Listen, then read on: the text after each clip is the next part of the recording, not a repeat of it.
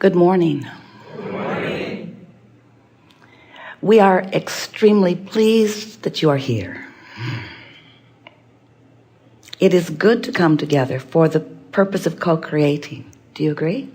Yes. You are knowing what you are wanting? Yes. Yeah. Do you know the value of knowing what you are wanting? Yes. Not so much. Well, there are a lot of reasons that it is valuable to know what you want, but we want you to look at it in a way that you don't usually look at it. So, since you are source energy in these physical bodies, and since being that extension of source energy, you've been sifting through the details of life and coming to many conclusions about wanted and unwanted, you've been launching lots of rockets of desire. You've been sifting the contrast just like you knew you would when you came. And you've been setting forth these rockets of desires, these powerful rockets of desires that have been accumulating in what we are calling your vortex of creation. Some of you have been listening to us and you really get what we're talking about. So since this vortex of creation has been accumulating, all of the desires that you have been identifying are already in place and have already achieved a state of being, a vibrational state of being. But what you want already is in that powerful vibrational sense. So since it already is, when we ask you, do you know what you are wanting? What we're really asking you to do is to focus yourself into compliance, isn't the best word, but into resonance with your desire. When you know what you want, it's not missing. There's not a missing feeling of it. In other words, you're not worried about it. You're not doubting it. When you know what you want, you're vibrationally up to speed with the vortex version, and it is coming into reality for you more and more, into what you want to call tangible reality for you more and more, all day, every day. You following that? Because when you want it, but you're yearning for it, you don't know what you want. You have known it. You've given birth to it.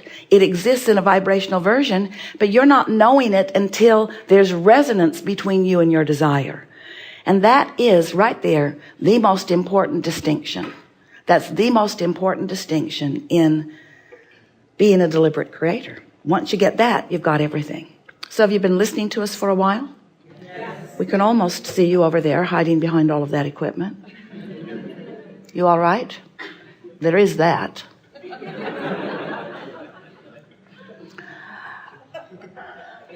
Do you like knowing that you are the creator of your own reality? Yes. Do you like knowing that you are a vibrational being? Now that's big. You like all this seeing, hearing, smelling, tasting, touching, licking stuff. We know you do. We know you like all of that. But do you like knowing that you are a vibrational being? Because when you make peace with the fact that you are vibrational first, then you realize that you are creating on so many levels, and that the most satisfying part of it for you may be when it finally fleshes out into something that you call tangible reality. But there's so much pleasure to be had in molding the vibrational data of life, molding the vibrational clay of life. There's so much satisfaction in that along the way. And sometimes, frequently, chronically, most of the time, you aren't that excited about creating your reality until you can see it, hear it, smell it, taste it, touch it. You're not that excited about the concept of what you want, but we want you to be, because there's so much pleasure to be had once you've launched a desire, even before it is shaped up in the way that you and others can see it, but you're in the sensing of it mode, the beginning of the realization of it mode. That's our favorite new word to describe what we know about this business of creating. It's our favorite new word. It's not new. It's not new to you. It's new in the way we are expressing it in this unfolding of the laws of the universe. You've been sifting and sorting. You get that. Sift, sort, sift, sort, sift, sort. Know what you don't want, know what you do want, know what you don't want, know what you do want. That's all perfectly logical. What you do want becoming a vibrational reality to which, in the beginning especially, you're usually, hardly ever, not a vibrational match to. You're not a vibrational match to what you want when you've launched it from your awareness of what you don't want. That's logical, isn't it? But you've got to find a way to become more and more of a vibrational match to this thing that has not yet manifested before it can manifest. And by manifest, we want to say before it can be realized by you. Realized. Before you can interpret it. Before you can be in the right place at the right time. Before you can be aware. Before you can follow the clues. Before you have the sense of it. Esther is laughing last night. She and her sister are in their sleeping room. And they'd been talking. And right before they were falling asleep, from the other side of the room, Esther hears Jeannie say, "Oh!"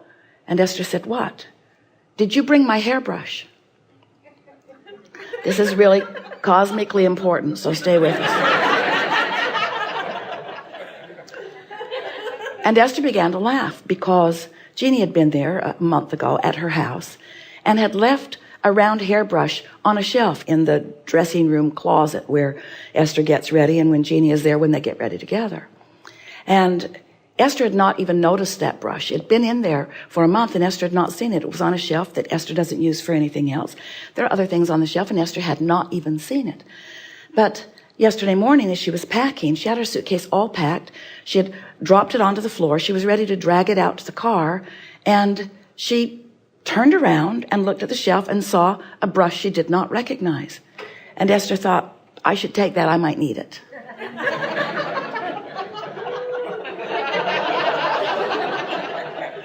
So she put it in her bag. And now, hours later, Jeannie is saying, "Did you bring my brush?" And Esther said, "Yes." And Jeannie said, "I was afraid you didn't get my email." Esther didn't get her email. She got her vibrational mail. She got her cosmic mail. She got her vibrational intention.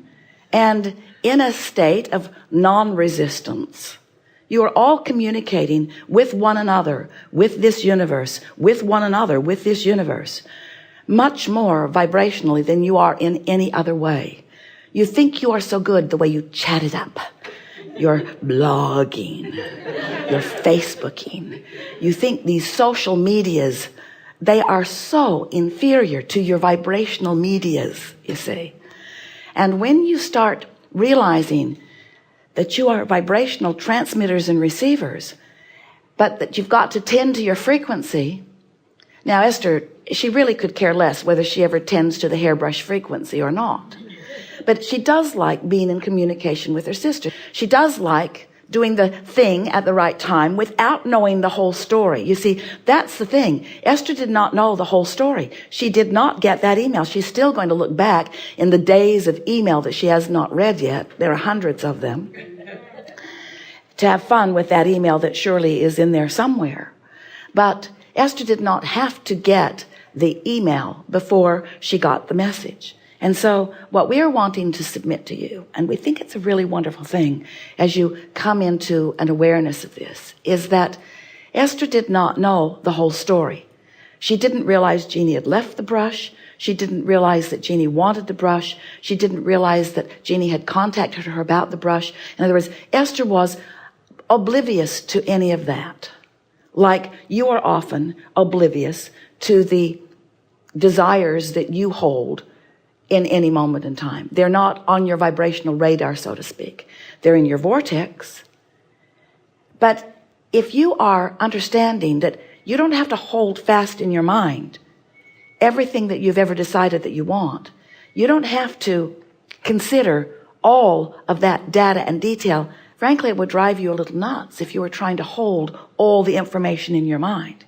But if instead you would just know that the better you feel, the more resonant you are with that communication cloud in the sky.